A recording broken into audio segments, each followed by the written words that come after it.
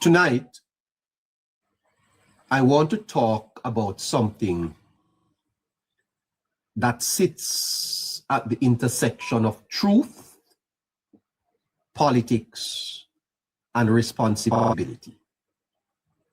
While you give 500 roses, okay? Tomorrow,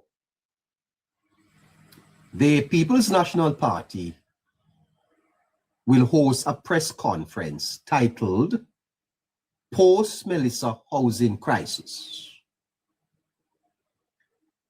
And on the surface, that sounds necessary. It sounds urgent.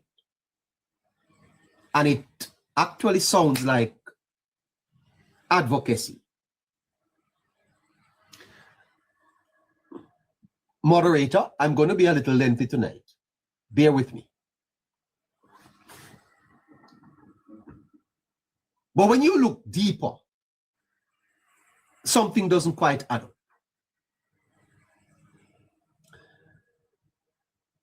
Because we are now months beyond Hurricane Melissa.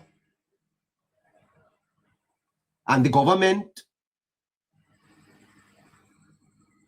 has committed over $10 billion in housing assistance. The roofs program, $10 billion.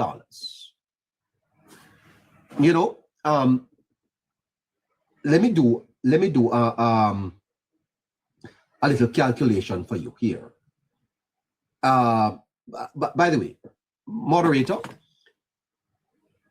calculate $10 billion.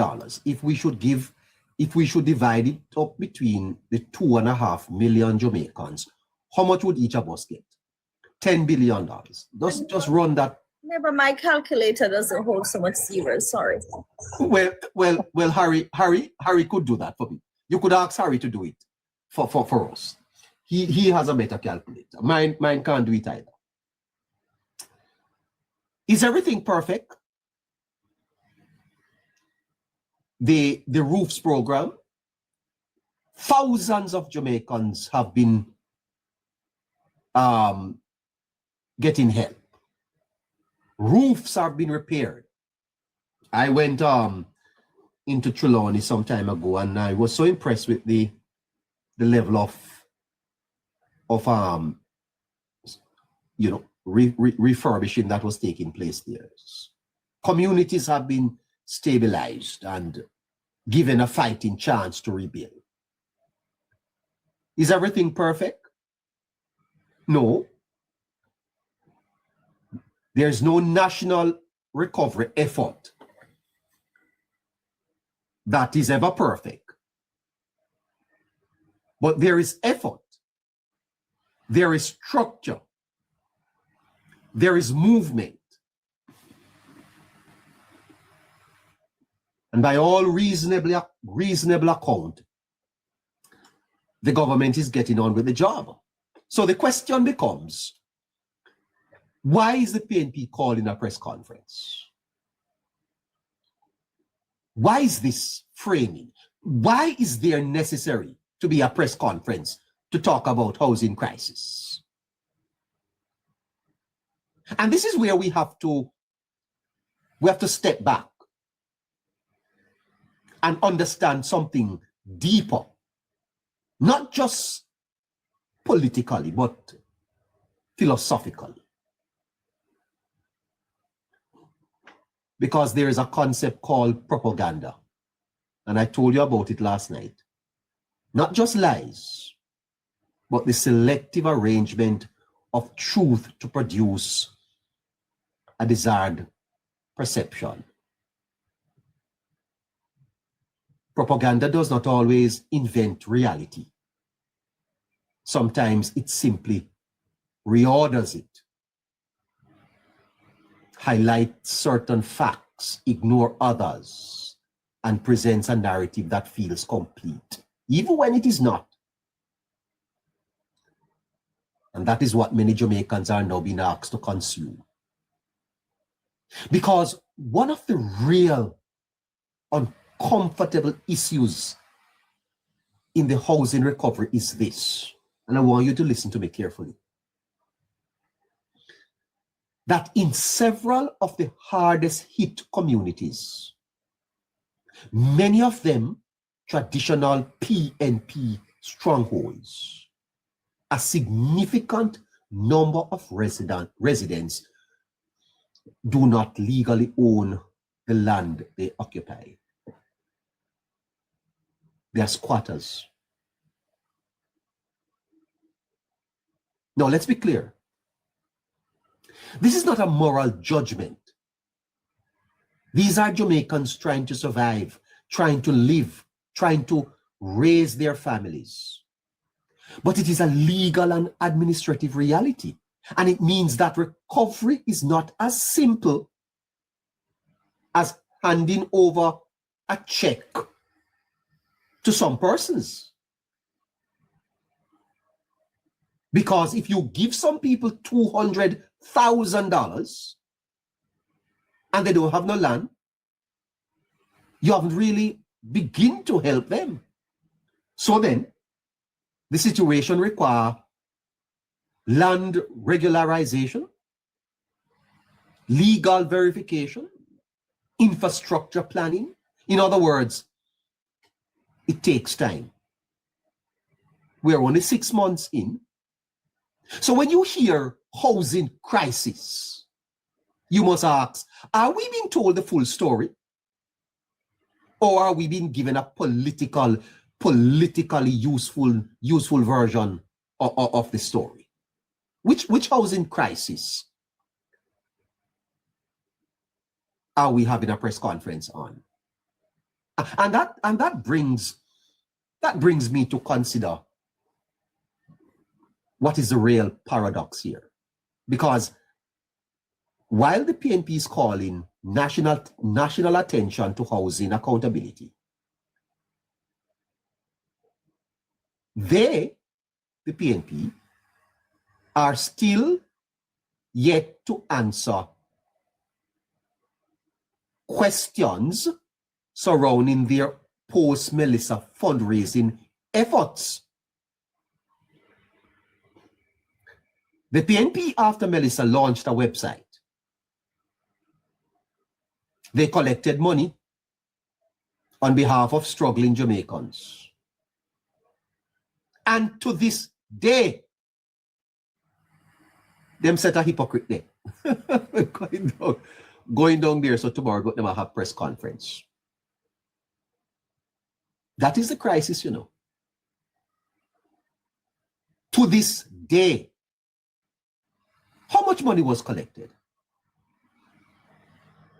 How was it distributed? Who were the persons that benefited from the money that was given to the PNP website? That is what we need a press conference on. And maybe the Jamaica Labour Party should call its own press conference afterwards, because you don't need to worry about that too much. Those questions remain largely unanswered. So we are left in a situation where the government is visible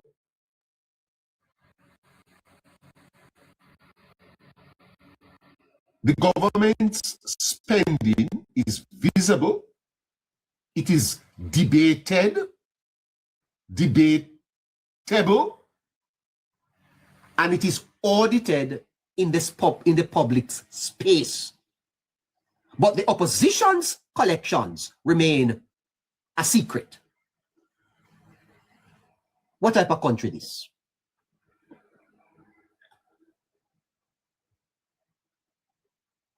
Both institutions are spending money. We see the government's money, which is taxpayers. There is a lot of debate about it in terms of who gets what, when, how. And there is no question that the Auditor General will be auditing the accounts. But how much money the PNP collect. Nobody not asking that. Could it be that the PNP collected $10 billion? Is it possible? What about 20 billion? Is it far-fetched that they may have collected $100 billion on behalf of Jamaicans? Is there anyone listening to us now who could come up and tell us if they got a red cent from the PNP?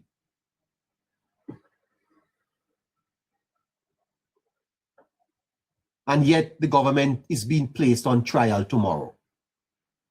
This opposition, and let me make sure that I look in the camera properly and tell you this. This opposition does not have the moral authority to place the government on trial. They don't. Before the opposition called press conference and talk about housing crisis, answer the Jamaican people about the money that you collect on the website. Answer the question. How much money you collect? Where money there? And the people who contributed, they deserve to know. Now layer onto this another reality. The growing conversation around the Jack Den issue and the reported involvement of individuals connected to the opposition, including Dennis Gordon. And suddenly the timing of the press conference begins to feel less like coincidence and more like strategy. Is it that the PNP is deflecting about press conference and housing crisis? Where is the crisis? The crisis is within the walls of the PNP. Because you see politics. You see in politics, distraction is not always loud. Sometimes it is dressed up as concern. Dressing up distraction as concern. But the PNP is not concerned about any housing. They are not. Sometimes it arrives in the language of advocacy. How can you be advocating on behalf of the people of Jamaica and you collect money and you don't know, we don't know it? I believe the PNP's purpose is very simple: shift the narrative. I wish that no media house go down there and cover down press conference tomorrow. They should be allowed to talk to an empty room. Empty room. Move the public conversation away from the uncomfortable scrutiny. Did you read Gordon Robinson in the Gleaner? I'll go and get to that. Redirect it towards something emotionally compelling, like housing, like hardship, like crisis. They did it last week. They did it last week with the man from the JTA. Pure psychology.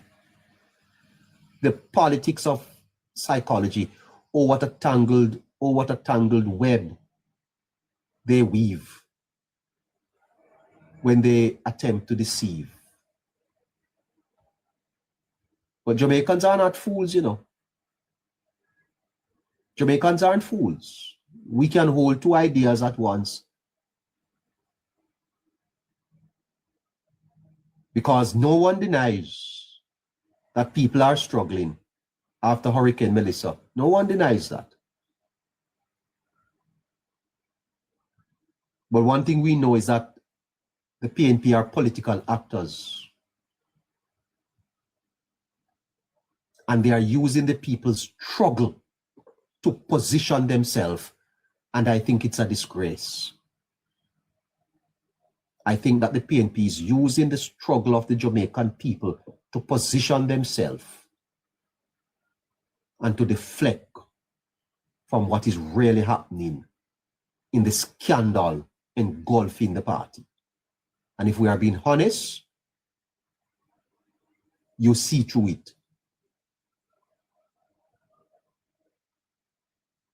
And what I would urge tonight is balance. Not blind loyalty, not blind criticism, but balance. And I urge you Jamaicans to recognize the work that has been done by the administration. $10 billion is a lot of money. You know that the government found that money. You don't know where the PNP money there. And while we can acknowledge that gaps still exist, let us not allow narrative to replace reality. Too long in this country, we have been formed and conditioned by propaganda. Where is the hurricane money?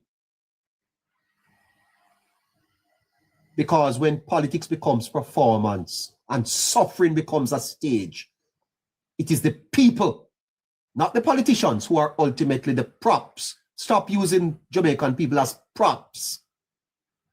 Yes, people are struggling.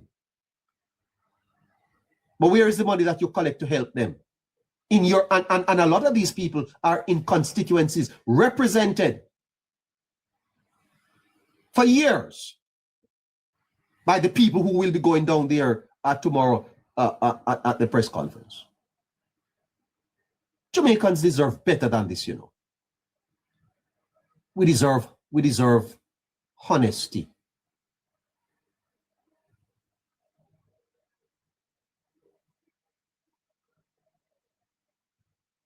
We deserve accountability from all sides. And the same measuring stick that we use to measure the government, we must also use it to measure the opposition. They are a part of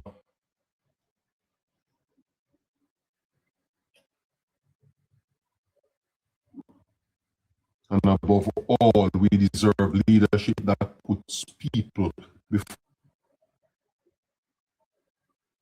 And let me just press in this a little bit more.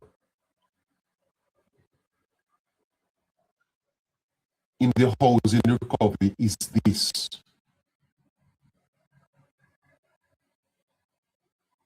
In several of the hardest political strongholds of the PNP, a significant number of residents do not legally own the land they occupy. They are squatters.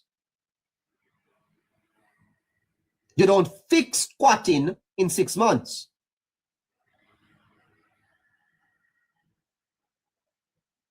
The PNP was in power for 18 and a half years, and squatting never fixed. You don't fix squatting in 6 months. Wake up, Jamaica, and open up your eye.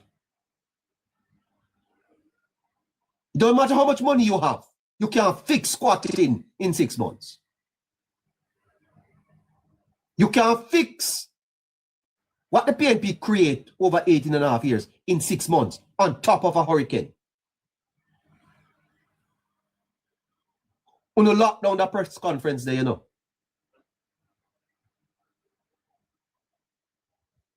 Lock it up and top take people for food. I want to be clear. I'm not disparaging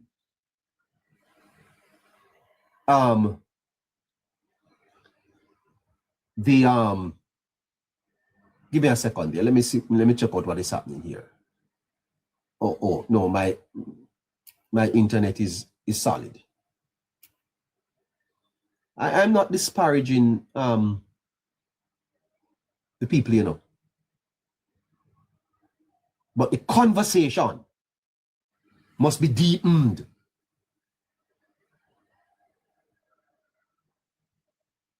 And it is an uncomfortable conversation. But I'm going to put it to you.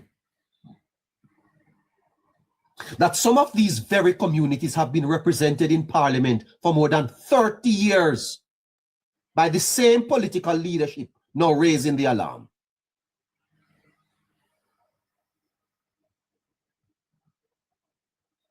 So we are forced, whether we like it or not, to confront a difficult question.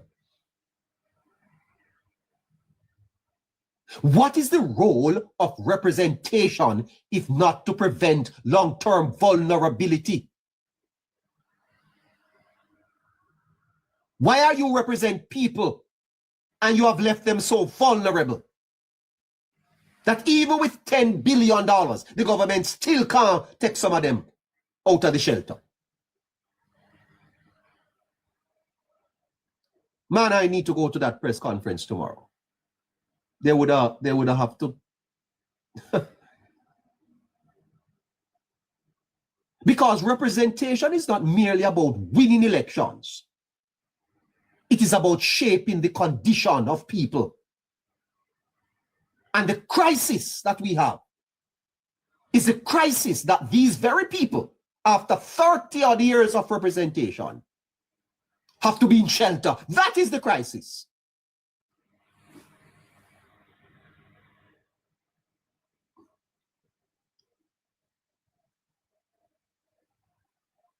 It's about transforming informality into legitimacy, instability into security, and survival into dignity. The dignity of these individuals. And that man come talking about they're in school having sex. The dignity of the individual. You don't see how you have taken it away. And if after decades of political stewardship, entire communities remain in a state where land tenure is unresolved, ownership is unclear, and there are squatters, that's the crisis.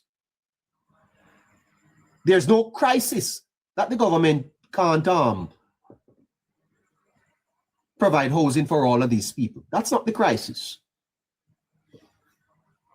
The crisis is that some of these very citizens are structurally excluded from formal recovery systems. The systems that have been set up, the formal systems that have been set up for the people to recover, they can't benefit from it because of a failure of political representation over the last 30 years. That is the crisis. And so we must ask. We must ask another question, because is this misfortune? Is it misfortune? A bad luck? Them are people bad luck it so? Or is it the result of political neglect?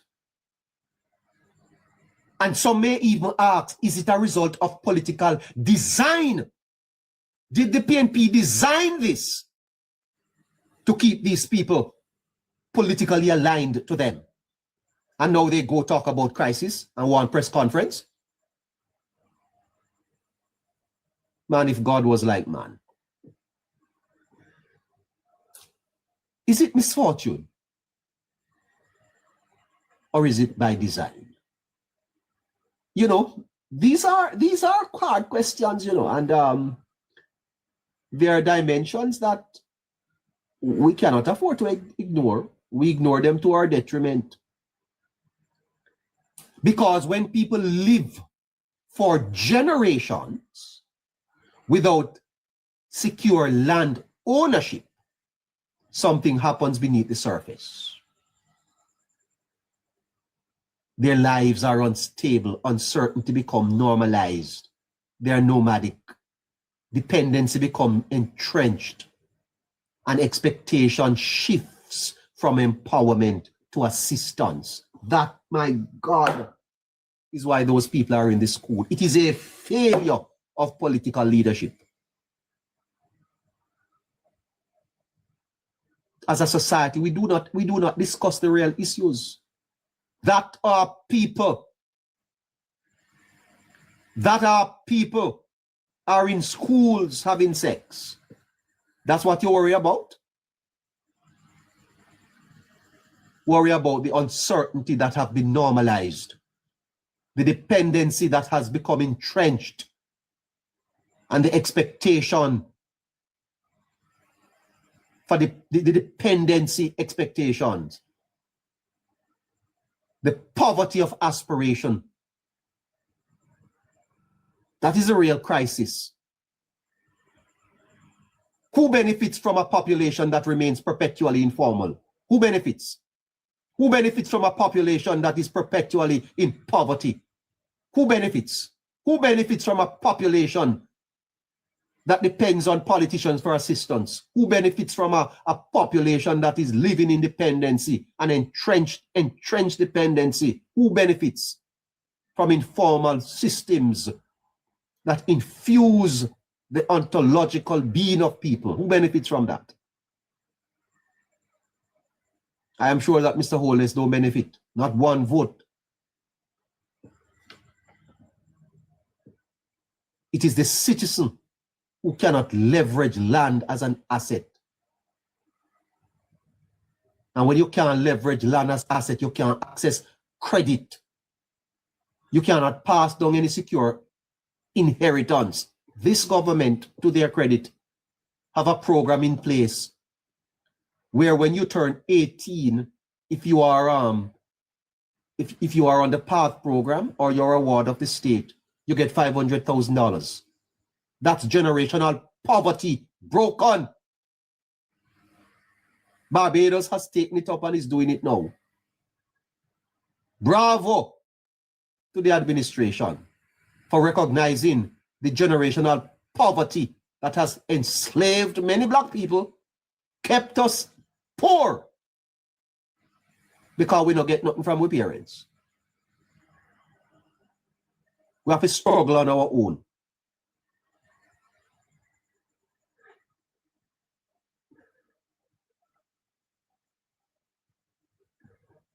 And you can create a political system where loyalty can be maintained not through structural change, but through periodic relief. And that is the doctrine of the comrades. Not structurally, periodic relief is sufficient to win them elections. So keep the people. And you know, it leads me to an even more provocative thought. Even more provocative thought. Is it possible? Is it possible that the very conditions now being described as a crisis are conditions that were politically convenient for decades? I'm going to ask the question again. I'm coming right back. Have you sent me the 500 roses? Yes. If you have not, then you need to do that. It's 2 minutes to 8 o'clock. I have to get them before 8 o'clock.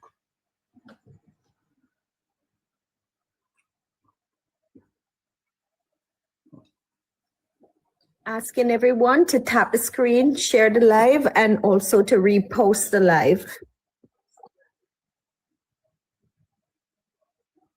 Is it possible that the very conditions now being described by the PNP as a crisis are the conditions that were politically convenient for decades? It's a crisis now, because you're not in power. But when you were in power, it was no crisis, eh? You think you're smart. It's a crisis now, because Andrew Holness is in Jamaica House. But when you were in power for 18 and a half years, it wasn't a crisis then. And now we have housing crisis in Jamaica. We just having housing crisis in Jamaica. Go away from here, so. Don't come to me with that. Don't come with that. What you are describing is a crisis is what you have created. You create the crisis over there in West Poland. Don't let me go there. because regularization is not glamorous work. And you don't win elections and headlines.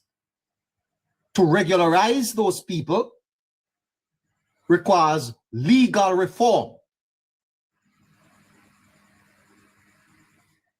You don't legalize squatters in 6 months.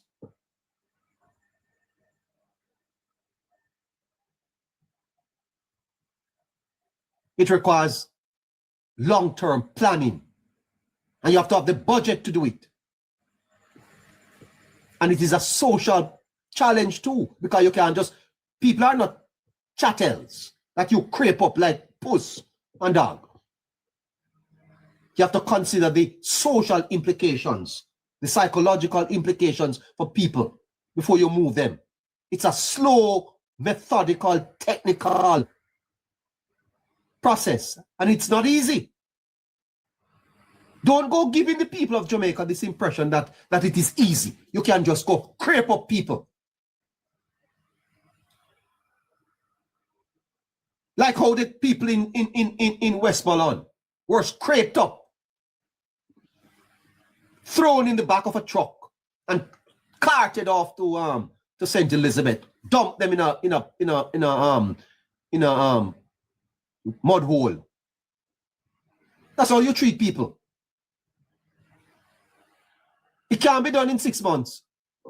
How much house can you build in 6 months and regularize entire communities?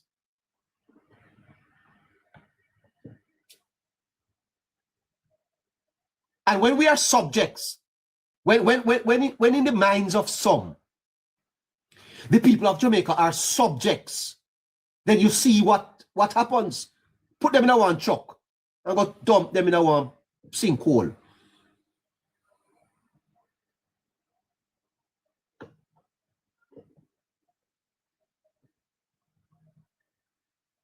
And the postponement of the social, legal, administrative, long-term planning, the postponement of that is what we are seeing today. Andrew Holness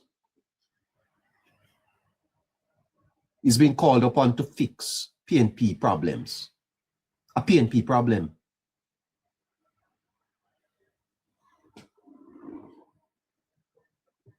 So when we hear strong language about crisis and urgency, we must ask, where was the urgency during the 18.5 years? Where was the urgency? Where was the urgency? Where was the systematic push for land reform, land titling, and regularization when it mattered most? And you people down in Westmoreland, you need to answer some questions too, you know. Because I want to vote for this. But I won't blame you, you see? I won't blame you.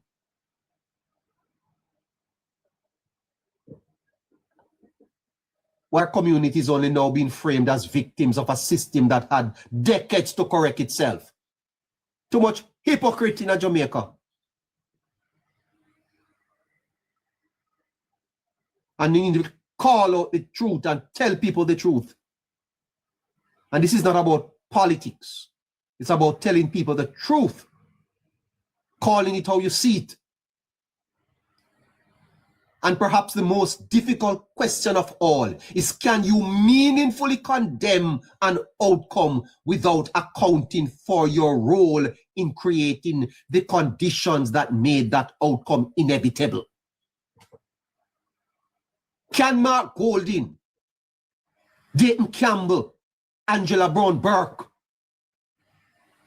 can they meaningfully condemn the outcome without accounting for their role in creating the conditions that made that outcome inevitable? What is the role of the PNP in creating the housing crisis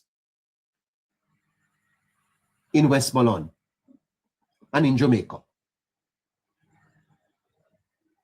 This is not about denying present suffering. People are hurting. Yeah, and people need help. But truth demands completeness, not no half truth. The full truth, the whole truth, and nothing but the truth. Because if we only speak about crisis now and not conditions that produce it, then we are not engaging in accountability. What we are engaging in is political spin. We are engaging in a narrative, and Jamaica deserves more than narratives. We deserve memory. We deserve honesty. We deserve a politics that is willing not only to diagnose problems, but to take responsibility how they came to be.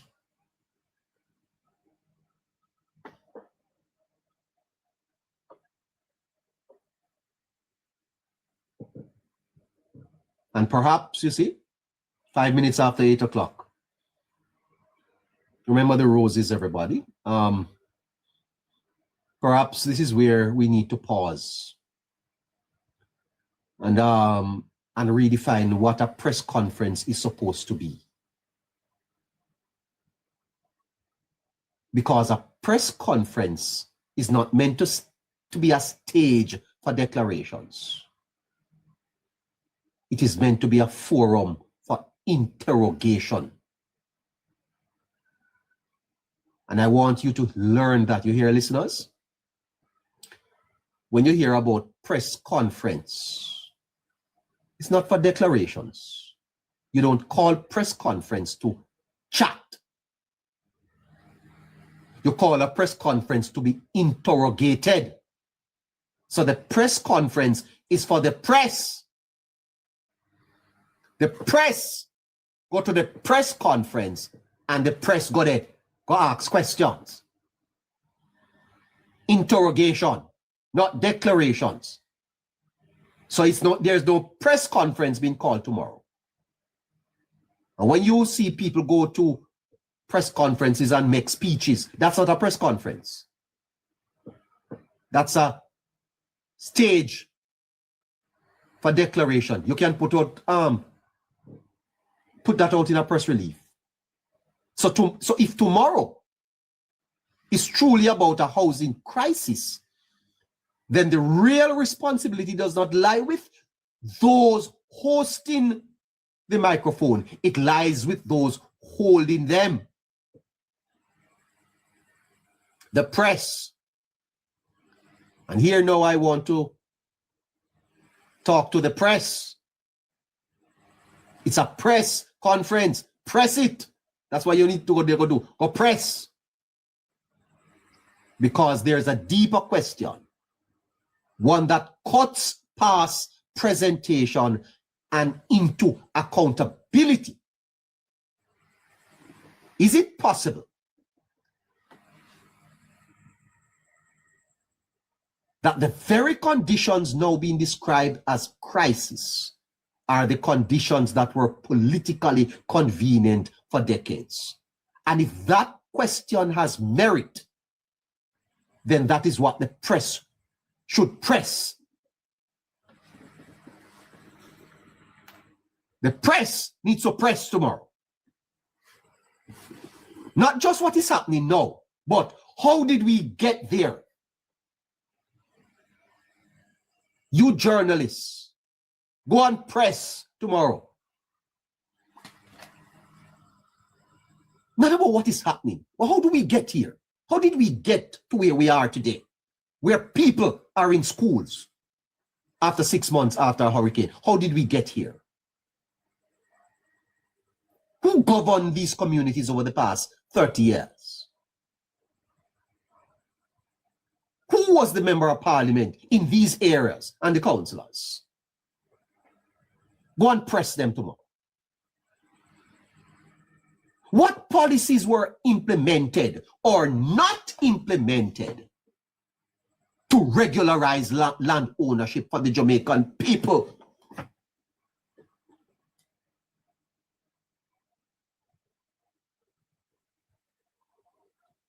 Were the people taken advantage of politically? Press them tomorrow. Because if entire communities remain without secure tenure for generations, That is not a monetary failure. It is a systemic failure. It is a system that failed them. And the people who presided over that failed system should not be holding any striking press conference.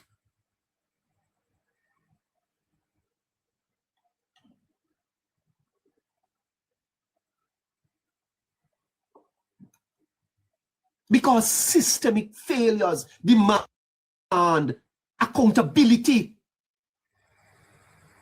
You can't fail the people and know you talk about you are advocate for them. The man who molests your daughter can't be the man to represent her in court, brethren. If a lawyer molests your daughter, that lawyer can't represent your daughter in court. What can go so? The press must go further. It must become uncomfortable for them. The press must ask, did political leadership benefit from maintaining communities in a state of dependency rather than empowerment? The press must ask, why were land titling and regularization not treated as urgent national priorities while you were in government? The press must ask, in today's language of crisis and honest reflection, the press must ask, what is the crisis? Or is this a meeting of convenience?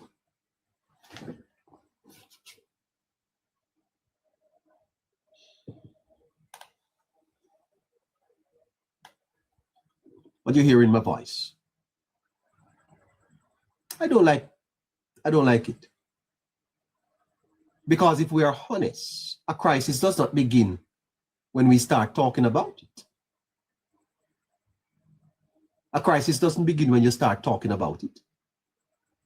A crisis begins when conditions are allowed to persist. And when these conditions are allowed to persist unchallenged, uncorrected, and perhaps politically unexamined. That is what you have a crisis for. That is when you have a crisis. And that is why tomorrow cannot simply be about what is said at the podium. It must be about what is asked from the floor.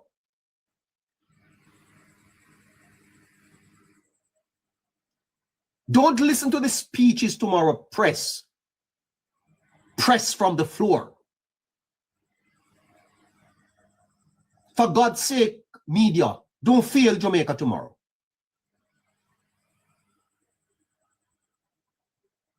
Forget what they say from the podium, the prepared text that the advisors write. Don't listen to that. Press from the floor. Because the role of the press is not to echo narratives. It is to test the narrative. It is to stretch the narrative. It is to expose what they leave out.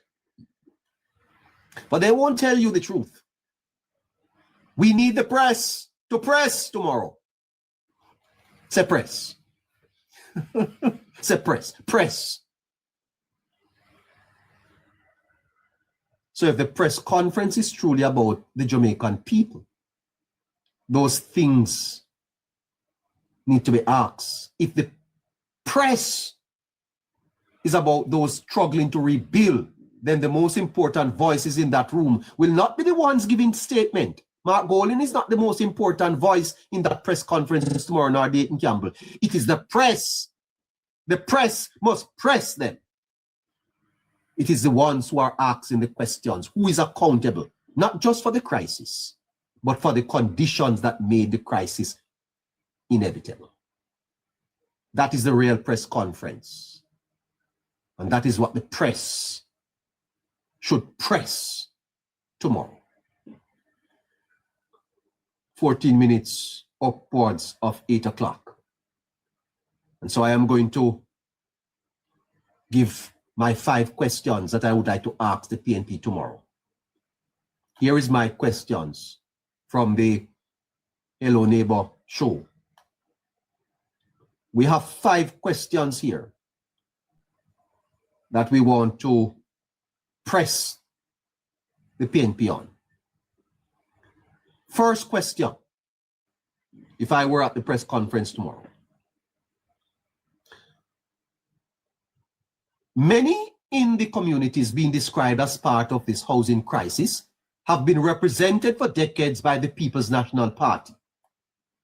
Can you outline what concrete steps were taken during those years to regularize land ownership and reduce the vulnerability we are now seeing? First question to the PNP. That is where now you go to historical accountability. Press them on that.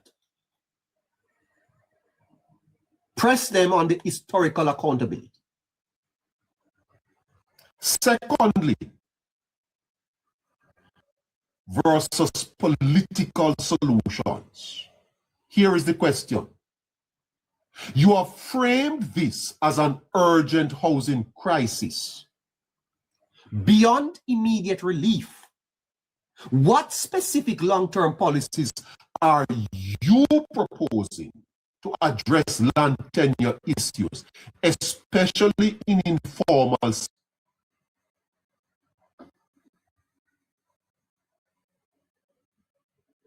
Third question.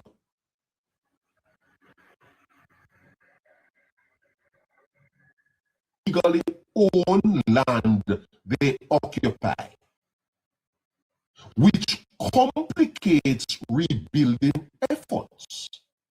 How would a PNP-led approach restrictive requirements of land ownership and regularization? Press them on that.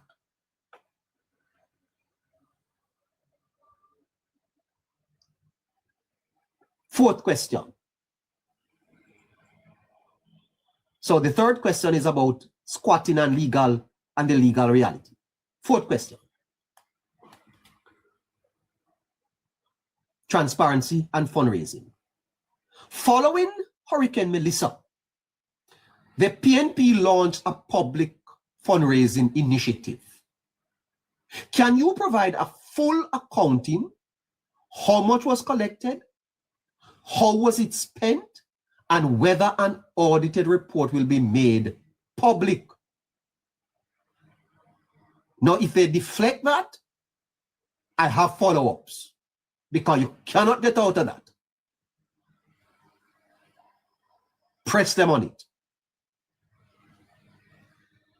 And you know how the press can work together? You see, if they don't answer that question, the next pressman asks the same question. The fifth question. Now you're going to test their motive and the timing of the press conference. Given ongoing national discussions around other matters, including Jack Den, how do you respond to concern that this press conference may be perceived as shifting the public's focus rather than purely addressing housing challenges? Are you merely gathered here for propaganda? Press them on that. Anchor the conversation in facts and history. Force policy clarity, not just criticism, and test credibility and consistency. That's how you press them at the press conference.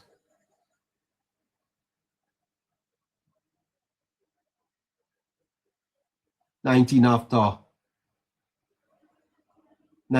8 o'clock.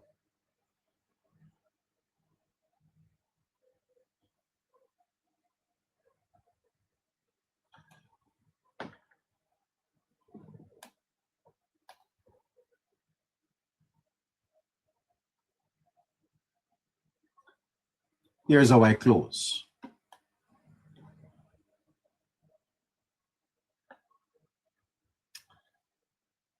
I wanted to go to the Jackden matter, and probably I will do that.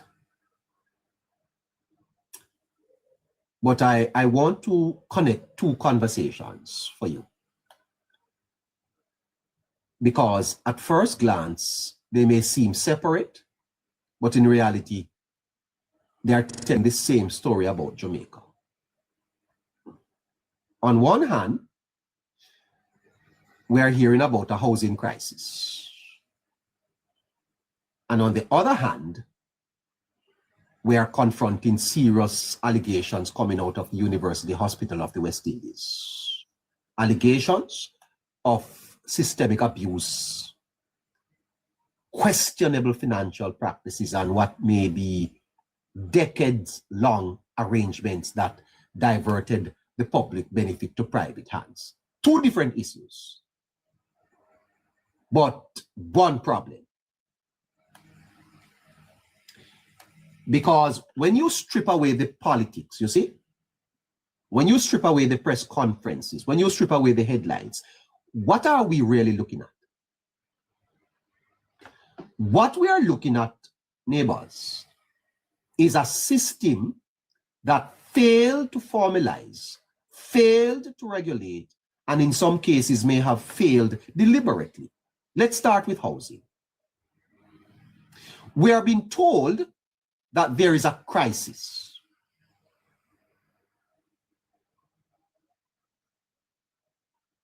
And the people need help. But we must also confront a hard truth that many of the same communities now being highlighted have existed for decades without secure land ownership.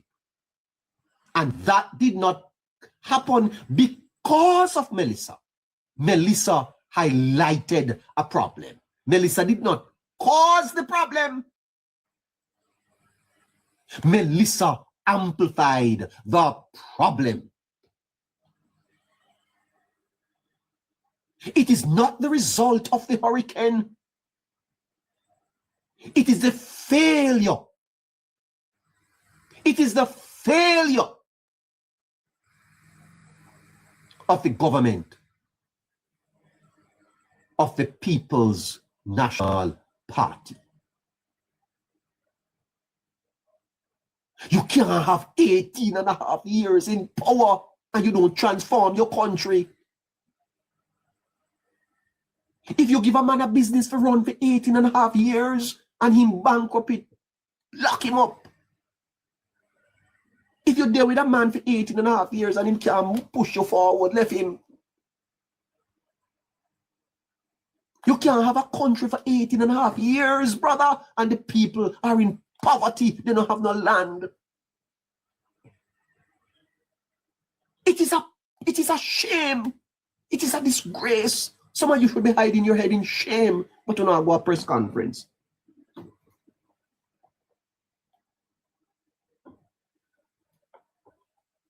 Blame Melissa. Melissa, don't blame Melissa.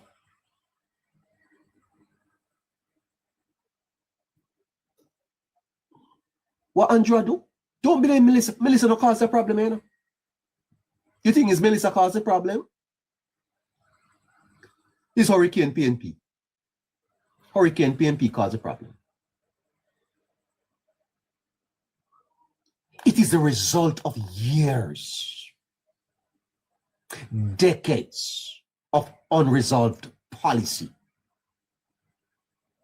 deferred decisions, and political mismanagement instead of structural reform. Now let's shift to the University Hospital of the West Indies. Because here is an institution meant to heal, now facing allegations that they may have participated in arrangement where tax exemptions were used improperly, public revenue lost, and private entities profited. And according to the statement now in the public domain, some of these practices may have been considered normal, even going back as far as 20 years. So let me ask a question. What do you call it? What do you call it when a housing problem lasts for decades? What do you call that? And a financial practice that lasts for decades. What do you call that? Is that coincidence? I don't think you heard me. What do you call it when a housing problem lasts for decades and a financial practice lasts for decades? What do you call it? Is that coincidence or is that culture? Because here is the uncomfortable connection. In both cases, what we may be seeing is not simply failure. What we may be seeing is normalization. And I have been very weary to say this, although I have been pressed to do it. It appears as if the People's National Party normalizes corruption.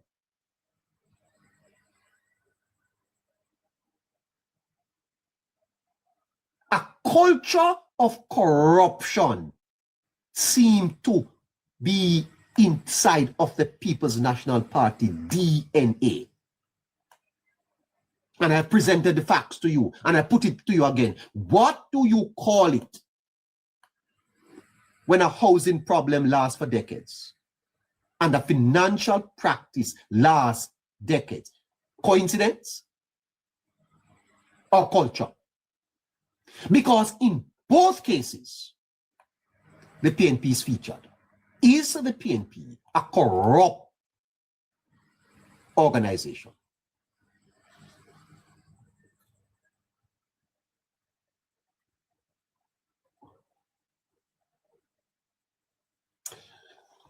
Because when something becomes normalized, it is no longer, don't feel urgent, you know.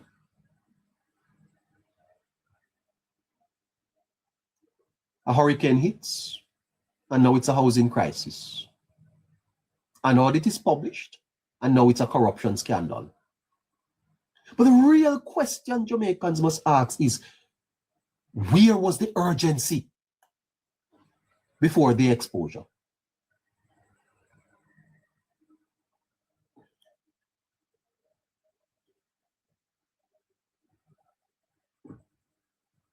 The People's National Party is now calling attention to housing.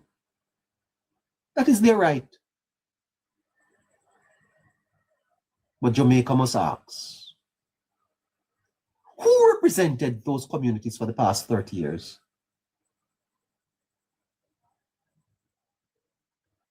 Why are so many citizens still outside the formal system today? And at the same time, the allegations involving individuals connected to the same political space, like Mr. Gordon, raises another layer of concern. Are we seeing isolated issues or patterns of governance? Is this just the PNP?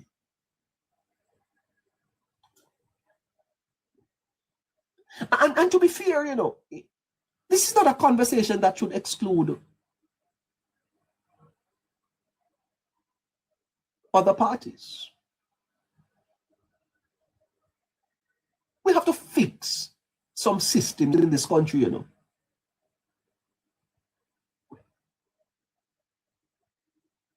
But don't come here tonight and tell me that accountability must be equal.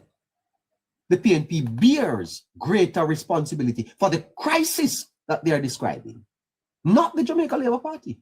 Does the Jamaica Labour Party have a responsibility? Yes, they do. They are the government. But they don't bear equal accountability. There's a difference between responsibility and accountability. And for too long in this country, we have blamed Andrew Holness. Everything on Andrew Holness. You cough, Andrew Holness. Man take away your girl, is Andrew Holness. Everything in a Jamaica, Andrew Holness, Andrew Holness, Andrew Holness. As if somehow Mr. Holness can wave a magic wand and fix all our problem. Andrew do it.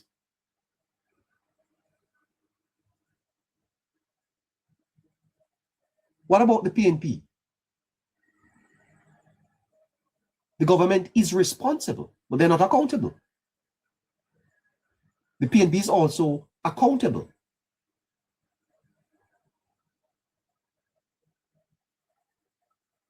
And this is where leadership is tested, you know, because real leadership does not simply respond to crises. It prevents them. It does not normalize dysfunction.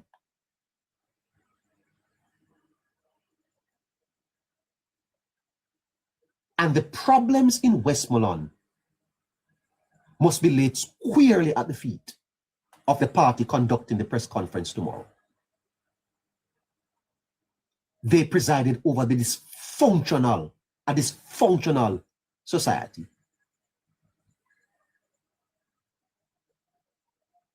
You have to confront problems even if it is inconvenient. So tonight, Jamaicans are left with a choice, not between parties, but between narratives and reality. And you can accept that. Housing is just present crisis.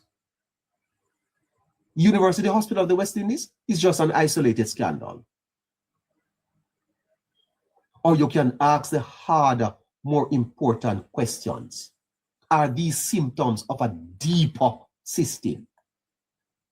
A system that the comrades presides over. A system that sees their political identity. A system that caused them to thrive. A system that keeps them in power.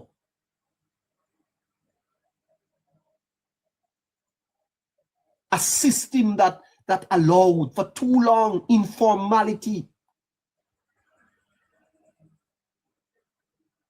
convenience, lack of transparency, lack of accountability. Is that the system that causes the PNP to thrive? Can the PNP really thrive in a formal system of law and prosperity and education and information? Can they survive? I don't know. I have resisted speaking about it, although people have brought it to my attention, that the party is inherently corrupt. Because no press conference can fix that. Nor can the Auditor General. What is required is something far more difficult.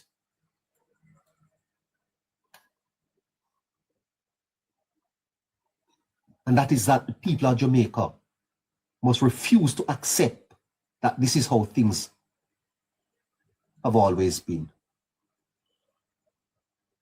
Can't accept it like that.